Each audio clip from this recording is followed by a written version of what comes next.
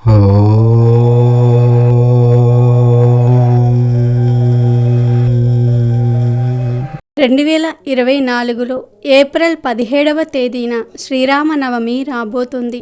ఇది శ్రీరాముల వారు పుట్టినరోజు. ఈరోజే శ్రీరాముల వారికి సీతతో కళ్యాణం జరిగినదని, ఈరోజే రాముడి పట్టాభిషేకం కూడా జరిగిందని పురాణాలు చెప్తూ ఉన్నాయి. శ్రీరామనవమి అంటే రాముడికి ఎంతో ఇష్టం. అయితే ఈ శ్రీరామనవమి వచ్చేలోపు ఈ కథలు వింటే చాలు, ఈ వీడియో చూస్తే చాలు, అదృష్టం మీ తలుపు తట్టినట్లే.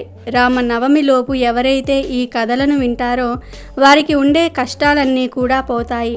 శ్రీరాముడి అనుగ్రహంతో సకల ఐశ్వర్యాలు సిద్ధిస్తాయి. మీ జాతకం మారిపోతుంది, మీ దశ తిరిగిపోతుంది, పట్టిందల్లా బంగారం అవుతుంది, రాజయోగం పడుతుంది. సత్యవాక్కు పరిపాలకుడైన శ్రీరాముని జన్మదినం చైత్రశుద్ధ నవమిని శ్రీరామ నవమిగా ప్రజలు జరుపుకుంటూ ఉంటారు. భారతదేశంలో రామాయణం లేని గ్రామం ఉండదంటే అతిశయోక్తి కాదు. శ్రీ మహావిష్ణువు దశావతారాల్లో 7వది రామావతారం. దుష్ట శిక్షణ కోసం శ్రీహరి మానవ రూపంలో ధరణిపై అవతరించి ధర్మ సంస్థాపన చేశారు. శ్రీరాముడు వసంత ఋతువులో చైత్రశుద్ధ నవమి గురువారం నాడు పునర్వసు నక్షత్రం, కర్కాటక లగ్నం, అభిజిత్ ముహూర్తంలో మధ్యాహ్నం 12 గంటలకు జన్మించినట్లు పురాణాలు పేర్కొంటూ ఉన్నాయి. దేశవ్యాప్తంగా శ్రీరామనవమి వేడుకలు అంగరంగ వైభవంగా సాగుతాయి. వీధులలో చలువ పందిళ్లు వేసి సీతారామ కళ్యాణం జరిపిస్తారు. అయోధ్యను పాలించే రఘువంశరాజు దశరథుడికి సంతానం లేకపోవడంతో రాజగురువు అయిన వశిష్ఠ మహర్షి సూచనతో పుత్ర కామేష్టి యాగం నిర్వహించారు. యాగానికి ప్రసన్నమైన దేవతలు ఓ పాయస పాత్రను దశరథుడికి ప్రసాదించారు. ఆ పాత్రలోని పాయసాన్ని 3 భాగాలు చేసిన దశరథుడు తన భార్యలైన ముగ్గురికి కౌసల్య, సుమిత్ర, కైకేయులకు అందజేశాడు. ఓ శుభముహూర్తాన ముగ్గురు రాణులు కూడా గర్భం దాల్చగా చైత్రశుద్ధ నవమి నాడు శ్రీరామ, లక్ష్మణ, భరత, శత్రుఘ్నులకు వారు జన్మనిచ్చారు. శ్రీ మహావిష్ణువు దశావతారాల్లో 7వది రామావతారం. శ్రీరామ జనన సమయానికి రావణుడు ముల్లోకాలను కూడా అల్లకల్లోలం చేస్తూ ఉన్నాడు. శ్రీరాముడు పెరిగి పెద్దవాడై శివధనుస్సును విడిచి సీతను కళ్యాణం చేసుకున్నాడు. ఆ శివధనుస్సుకు సంబంధించిన కథను ఇప్పుడు మనం విందాము. ఈ కథను శ్రీరామ నవమిలోపు లేదా శ్రీరామ నవమి రోజు విన్నా చదివినా సకల దరిద్రాలు తొలగి లక్ష్మీ కటాక్షం కలుగుతుందని పండితులు తెలియజేస్తూ ఉన్నారు. అదేవిధంగా వంశవృద్ధి కూడా కలుగుతుంది. శివుడు త్రిపుర సుందరుడిని సంహరించటం కోసం శివధనుస్సును సృష్టించాడు. శ్రీ మహావిష్ణువు దగ్గర విష్ణు ధనస్సు ఉంది. ఒకసారి శివుడికి విష్ణువుకు మధ్య యుద్ధం జరగగా అప్పుడు శివుడు శివధనుస్సును వదిలేశాడు. మరి శివుడికి విష్ణువుకు మధ్య యుద్ధం ఎందుకు జరిగింది? శివుడు శివధనుస్సును ఎవరికి ఇచ్చాడు? శ్రీరాముడి దగ్గరికి విష్ణు ధనస్సు ఎలా వచ్చిందనే విషయాల గురించి ఇప్పుడు మనం తెలుసుకుందాం. బ్రహ్మదేవుడికి ఒక సందర్భంలో విష్ణువుకి శివుడికి మధ్య యుద్ధం జరిగితే ఎలా ఉంటుందో తెలుసుకోవాలని భావించి సృష్టికర్త అయిన బ్రహ్మ ఇద్దరి మధ్య యుద్ధం జరిగేలాగా చేశాడు. అప్పుడు శివుడు పినాకం అనే శివధనుస్సుతో, విష్ణువు సారంగం అనే విష్ణు ధనస్సుతో యుద్ధంలోనికి దిగారు. ఇద్దరి మధ్య ఘోర యుద్ధాన్ని జరుగుతూ ఉండగా లోకాలన్నీ కూడా అతలాకుతలం అవుతూ ఉండగా సమస్త దేవతలు భయపడి బ్రహ్మ దగ్గరకు వెళ్ళగా అప్పుడు బ్రహ్మదేవుడు సమస్త దేవతలు అందరూ కలిసి శివుడిని, విష్ణువును శాంతించమని ప్రార్థించగా వారు ఆ యుద్ధాన్ని ఆపివేశారు. ఆ తరువాత శివుడు తన ధనస్సు అయిన పినాకిని శివభక్తుడైన ఒక రాజుకు ఇచ్చాడు. ఆ రాజు వంశానికి చెందినవాడే జనక మహారాజు. జనక మహారాజుకు ఒక్క పుత్రిక, ఆమె సీత. అయితే జనక మహారాజు దగ్గర ఉన్న శివధనుస్సును ఎక్కుపెట్టి విరిచి శ్రీరాముడు సీతాదేవిని వివాహం చేసుకున్నాడు. అది ఎలా జరుగుతుంది అంటే, సీతాదేవి ఒకరోజు ఆడుకుంటూ ఆ శివధనుస్సు ఉన్న పెట్టెను చాలా సులభంగా ముందుకు తోస్తుంది. అది చూసిన దశరథ మహారాజు ఎవరైతే ఈ శివధనుస్సును ఎక్కుపెట్టి విడుస్తారో వారికి మాత్రమే సీతను ఇచ్చి వివాహం చేస్తానని అనుకుంటాడు. అప్పుడు ఆ జనక మహారాజు దగ్గర ఉన్న ఆ శివధనుస్సును ఎక్కుపెట్టి విరిచి శ్రీరాముడు సీతాదేవిని వివాహం చేసుకుంటాడు. ఇది ఇలా ఉంటే విష్ణువు తన ధనస్సు అయిన సారంగంను బూచికుడు అనే ఒక మహర్షికి ఇచ్చాడు. బూచిక మహర్షి మనవడే పరశురాముడు.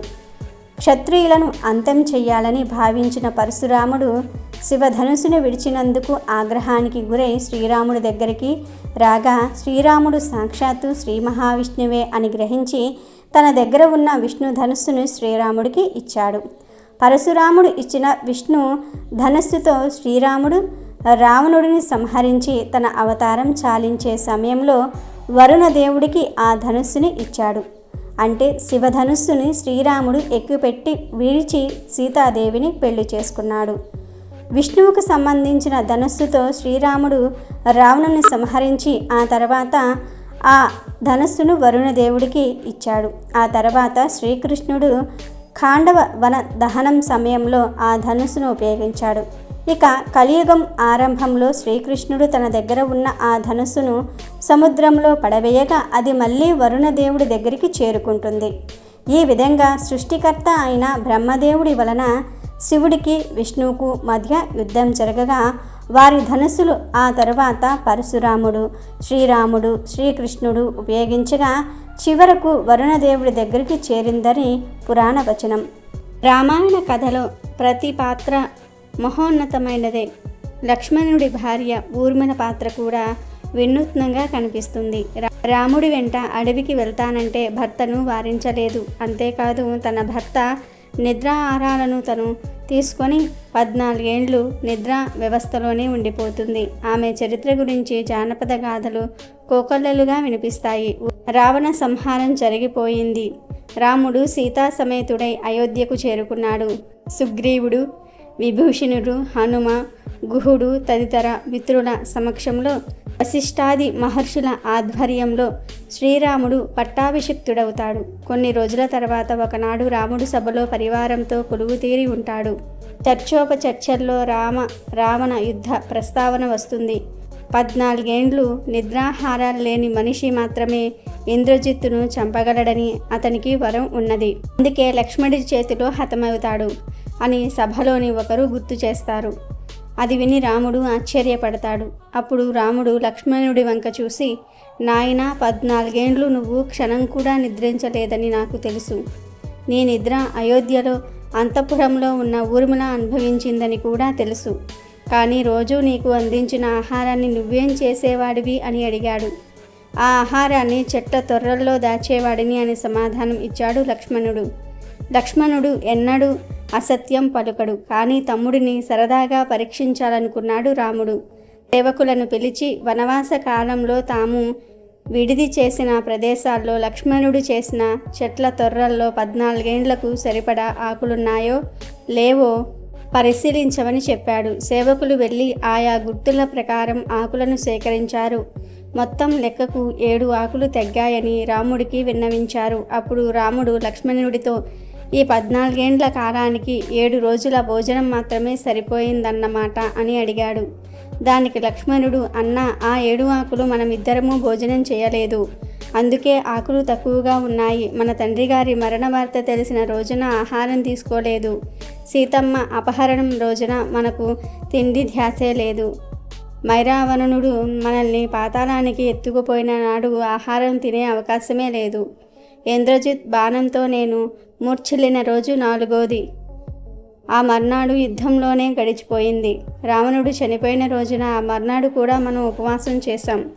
ఈ 7 సందర్భాల్లో నాకు ఆహారం అందలేదు. అందుకే 7 ఆకులు తక్కువగా ఉన్నాయి అని చెప్పాడు లక్ష్మణుడు. ఆ మాటలతో లక్ష్మణుడితో పాటు ఊర్మిళ చేసిన త్యాగం శ్రీరాముడి మనస్సు కరిగించింది. లక్ష్మణుడితో కలిసి అయోధ్యను పరిపాలించమని ఊర్మిళకు వరమిస్తాడు రాముడు. అందుకు నిరాకరించిన ఊర్మిళ, ప్రభువుని పాదపద్మాలకు ఎవరేమి సమర్పించినా అది నా చేతి మీదుగా వచ్చేలాగా వరమిస్తే చాలు అని కోరింది. ఆమె కోరిక కలియుగంలో నెరవేరింది. జగన్నాథుడు కొలువు తీరిన పూరీ క్షేత్రానికి విమలాదేవి పాలకురాలు, ఆవిడే పూర్వజన్మలు ఊర్మిళ అని చెప్తారు. పూరిలో స్వామివారికి నివేదించే ప్రసాదాలన్నీ ముందుగా విమలాదేవికి నైవేద్యం పెడతారు. తర్వాతే జగన్నాథుడికి సమర్పిస్తారు. మొత్తానికి ఊర్మిళ త్యాగం ఇంద్రజిత్తుకు శాపంగా, లక్ష్మణస్వామికి వరంగా మారింది. రామాయణంలో వాలి గురించి ఒక చిన్న కథను గురించి ఇప్పుడు మనం తెలుసుకుందాము. వాలి సుగ్రీవుడి సోదరుడు. సీతాదేవిని రావణాసురుడు అపహరించుకుపోయినట్లుగా సుగ్రీవుణ్ణి కొట్టి గాయపరిచి అతని భార్య రుమను ఎత్తుకుపోయాడు. ఆమెను బంధించి కిష్కింధలో దాచాడు. సుగ్రీవుడు ఎంత ఉత్తముడో వాలి అంత హీనుడు. చిత్రమేమిటంటే అన్నదమ్ములైన వాలి సుగ్రీవులు చూడ్డానికి అచ్చం ఒకేలాగా ఉంటారు. వాలి చేసిన అవమానం భరించలేక, ఆ నరకయాతన సహించలేక సుగ్రీవుడు ఉన్న చోటు నుండి పారిపోయాడు. ఋష్యమూక పర్వతంపై నివాసం ఏర్పరచుకున్నాడు. హనుమంతుడు మొదలైన వారితో కలిసి ఉంటూ భార్యను కలుసుకునే రోజు కోసం ఎదురు చూస్తూ కాలక్షేపం చేస్తూ ఉన్నాడు. సీతాదేవిని వెతుక్కుంటూ వచ్చిన రామలక్ష్మణులను చూసి సుగ్రీవుడు మొదట సందేహించాడు.